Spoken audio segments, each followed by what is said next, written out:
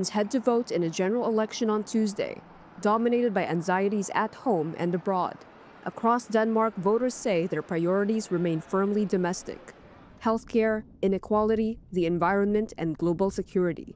That's even as Donald Trump's desire to acquire Greenland looms over the ballot. There's both a health thing for like our hospitals.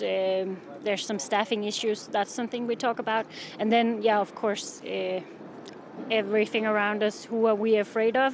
Is it the U.S.? Is it Russia? Others point to the cost of living and preserving Denmark's welfare model as decisive issues. It's about how we tax people in this country, and that there's not a big space between the rich and the poor in this country, and we have some kind of unionship in this country. Those pressures have weighed heavily on Prime Minister Mette Frederiksen's Social Democrats.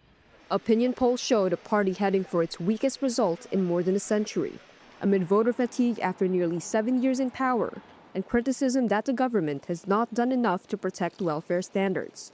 Yet polls show Frederiksen remains likely to stay in office, in part because of her defiant stance against Trump's demands to take control of Greenland.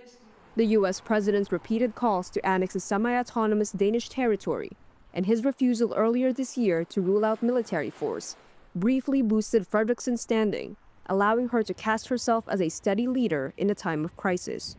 But as Washington's rhetoric cooled and talks moved into a quieter diplomatic track, domestic concerns quickly reclaimed center stage. Still, the Trump factor has reshaped the election, with candidates like Greenland Health Minister Anna Wagenheim seeking greater leverage in Copenhagen. Now the threats from Trump haven't gone away, so this is still a reality we have to deal with. The great power rivalry and the fact that we are in the eye of the hurricane in the Arctic mean that we have a tremendous opportunity to exert much greater influence than we have had in the past. In Denmark's parliamentary system, the government does not need a majority. It simply must not have one against it. With no bloc expected to reach the 90 seats needed for a majority, the focus is on which parties can assemble enough support to form the next government. That favors Frederiksen, with her left-wing bloc more united than opponents on the right.